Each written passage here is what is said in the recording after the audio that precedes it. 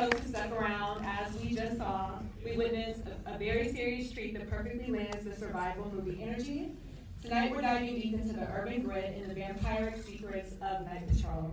Now to help us dive deeper into the making of this project and the message behind it, please join me in welcoming the Night Patrol cast. First up, he is a filmmaker hailing from Atlanta, and the New York Times has given him praise as having a singular gonzo energy and delirious sense of cinematic style. He's given us cult classics like VHS 94 and Low Life. Let's hear it for the director and co-writer of Night Patrol, Ryan Prows.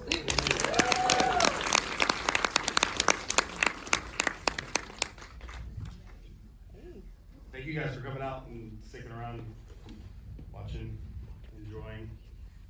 Best thing you've ever seen, right? Talk about it, tell everyone. For sure, yes. Please tell friends and family too. Next, you know him from his authentic work in the Book of Clarence, Emergency, and The Harder They Fall. Yep. In this film, he delivers a high-stakes performance as Wazzy Khan. Please welcome RJ Cyler. Woo!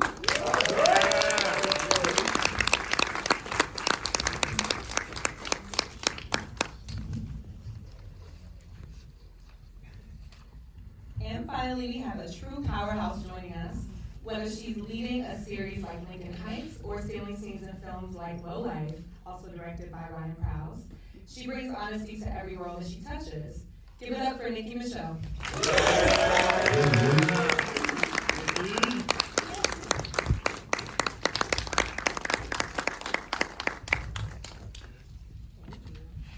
Hey y'all. Hey. How y'all doing? Saturday night, what's up? We outside. It's good to have you all here with us. Ryan, first, I'll start with you. Is there anything that you want to tell the audience after they just witnessed Night Patrol? And can you explain the spark that led to the story?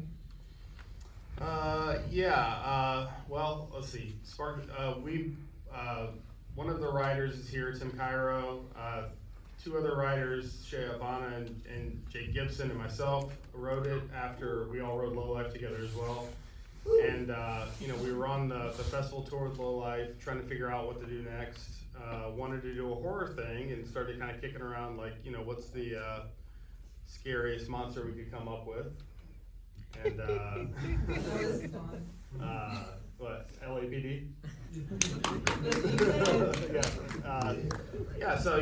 Thought it was about time to get into some LAPD business.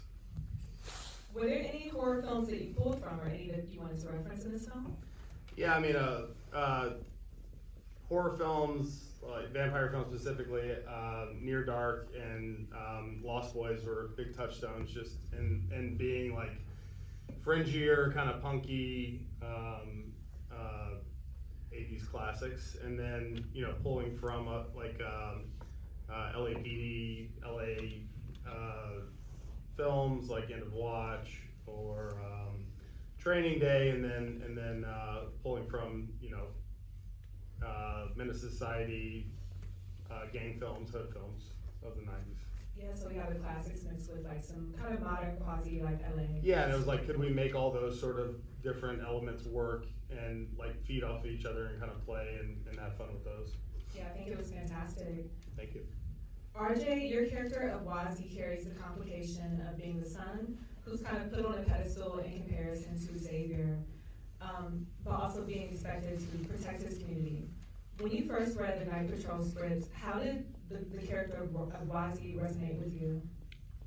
I got the relationship between mother and son is kind of the same across the spectrum. I can only speak for dudes because I'm a dude.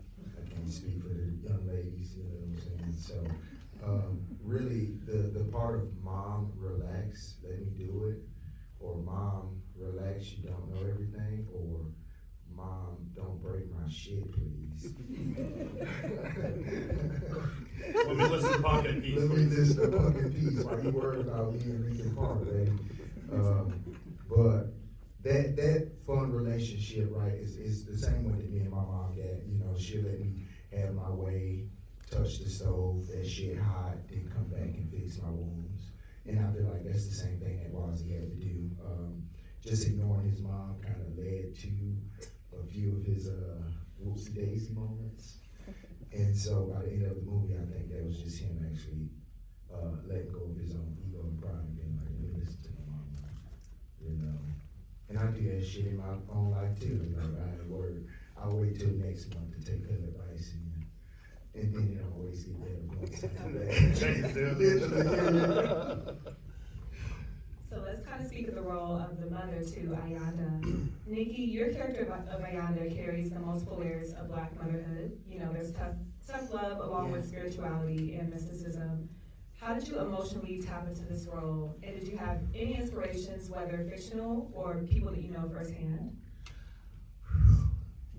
How did I tap into it? You know, you always start with yourself. You know, I am a mom, I have 2 kids, I have a teenage son, who won't listen to anything I say. So that was easy, that part. But then, you know, it was a lot of fun. I had a lot of fun with the Zulu stuff because I did my ancestry and I'm from the Zulu tribe, so I was like, yeah, I'm a Zulu warrior.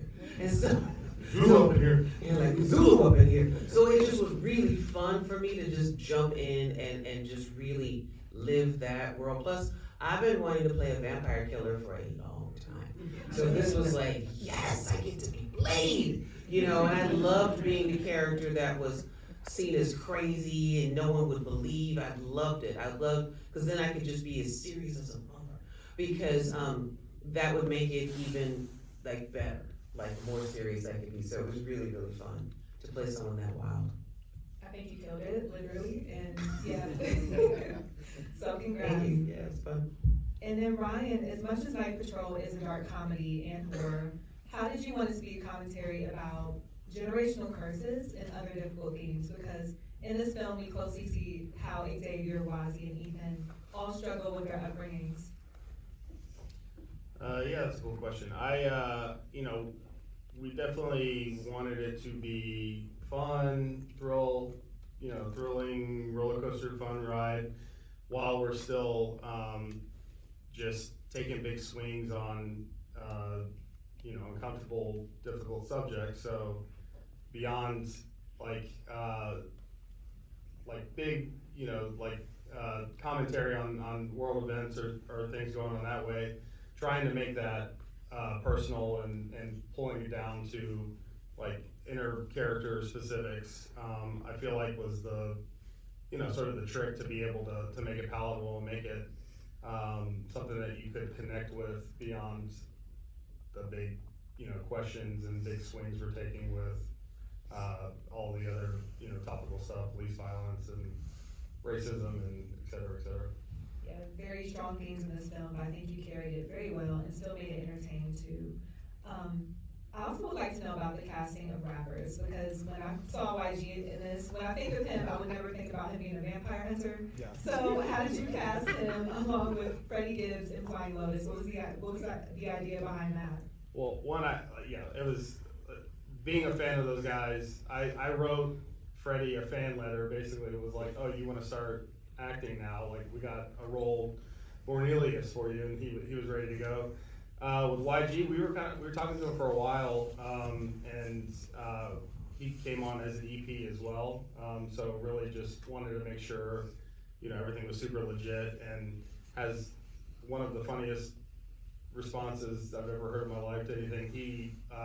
We were talking to him on set and asked him, do you like horror films, or what kind of horror films do you like? And YG was like, my house is too big to be watching horror films. That's a bar. But, just in those guys and CM Punk and Justin Long, like those guys have it was really fun. Like they're such giants in their own world, and one to be like, me as even just if I was watching this movie, or as we were building the movie, it's like, how do all these guys fit in a movie together? And then on the meta level, but then also as you're watching the movie, it's like, how are these worlds going to collide? And you just know that like Freddie is one of the, he's a genius. He's one of the funniest people I've ever heard say anything. So he's going to take any line you give him and run with it. And with CM Punk, we wrote. I mean, once we cast him in it, it was like, okay, we gotta start giving him a lot more speeches, cause he's like the best talker in the business, so just let him do his thing. So it's taking those strengths that they have and just like magnifying that and letting them just run with it. Mixed with, you know, these are like, I've worked with Nicki on now this is three projects. Three Yeah. films, yeah. Three and counting, baby. And you know, so, and we wrote the role for Nicki, so you know she's gonna like take it and plus it up. And then when we got RJ in, it's like surrounding those guys with just these veterans that are just incredible talent and letting them shine. Everyone looked right at home. And then RJ, I know this is kind of a reunion for you and YG because you were in White Boy Rick with him about 10 years ago. So Yeah, it was pretty fun. Thing about YG is he's such a very sweet person, right? So even when he threw the split in my face, right, it took us a few takes to get that anger. You feel me? It's like, oh, actually do it. I was like, hey, Jizzle, man, and I don't want you to take this the wrong way, but that was real bitchy, my guy. That was a bitch that just threw that. And once he heard that, it was like, all right, let me crank it up. You have to, because the gang gonna be pissed if that's what we put out. Throw this thing out. And I asked you too, I was like, I mean, that was terrifying to be Yeah. tied up in front of all those guys. Yeah, but it was a little kinky. I might have liked that. But it was more fun to shoot this one because me and YG had to kind of be in more of an action type of thing, right? So we could feed off each other a lot. That's my dog, man. Shout out to Jizzle. Kinky Patrol. All right. That's number 2, the King on There we Patrol. go. Let's go. Yeah, on the OnlyFans near you. And then RJ, I want to stick with you because you're always in very versatile roles, whether they're like historic or drama. How did being in Night Patrol kind of strengthen your acting muscle in the horror genre? Actually, I missed the horror genre. I did Scream season 3, and then I did Swamp Thing, right? And those are kind of the only scary worlds I got to live in. But horror films are like my shiz. I used to be terrified to watch horror films. So now that I'm in movies, I feel like I have something to prove and make up to myself for the 12 years of sleeping with a nightlight on. Yes, I said 12, mind your damn business. But the horror genre gives me such a different way of like creating something, right? Because we avoid fear a lot, and we also make it seem like we're not scared of most of the things that we're scared of. So I get to kind of personally break a lot of things in horror movies. You feel me? Because I ain't gonna lie, I got a lot of fear, right? But these, even like with Ryan, they have all these bright faces, or Mama Nicki, right? Just to be in a horror film with, you know, that we're all going through our own shit, we somewhat bring it to these characters, right? As a little piece of therapy. So yeah, that's why horror does me great. I would never like know that you were scared of, you know. I know, cause now I'm pretty okay. Now your house is too big. My house is too Now, Nicki, with your decades of acting, what is it like to see the tides turn for Black entertainers in horror films? Because we haven't really seen like a lot of Black-led, you know, usually the Black character dies first in these type of films, but now it's changing. So what do you think? Oh, I think this is the shit. I mean, this is a Black movie. I appreciate non-Black people coming to see the movie. Shout out to non-Black people. Tell your non-Black You friends. can be Zulu too. It's the same mind. Hey, yo, in these times.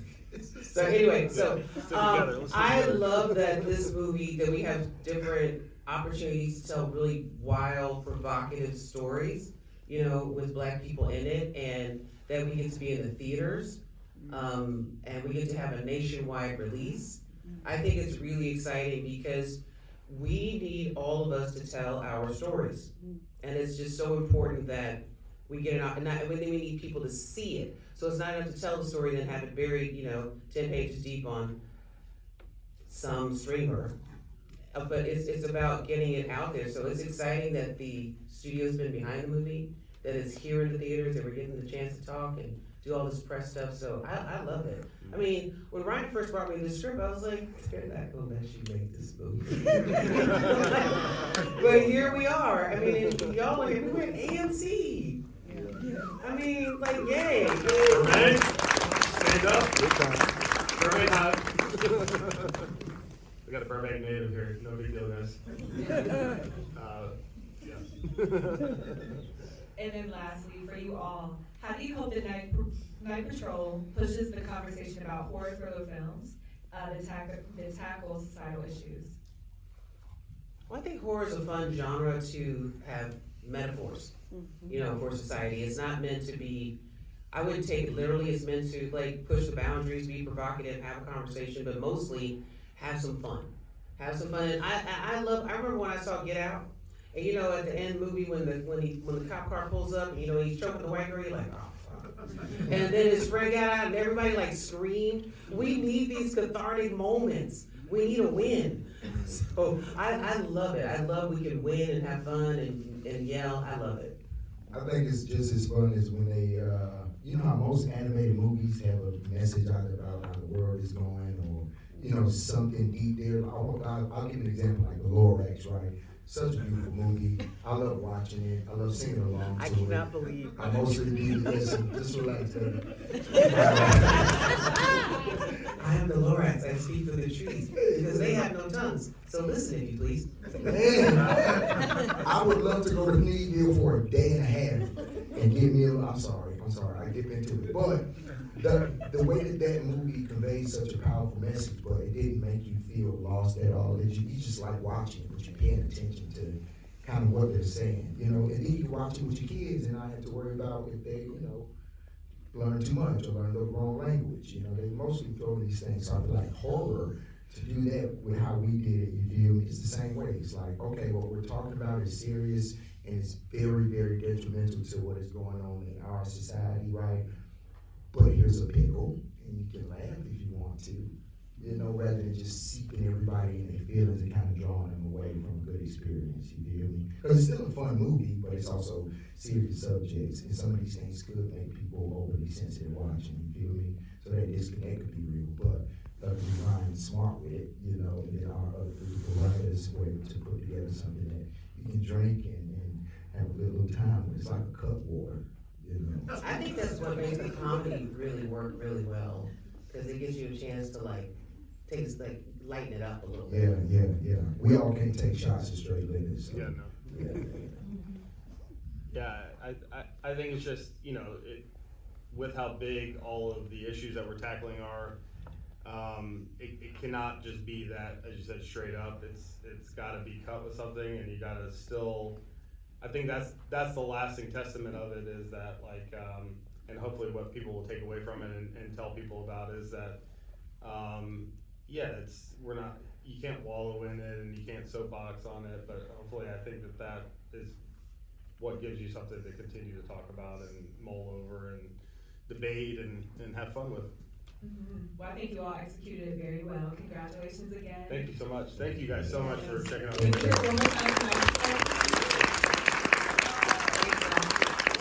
Thank you guys again. We really want to have a strong opening weekend for Night Patrol, so tell a friend and please support independent cinema. Thank you. Thank you all.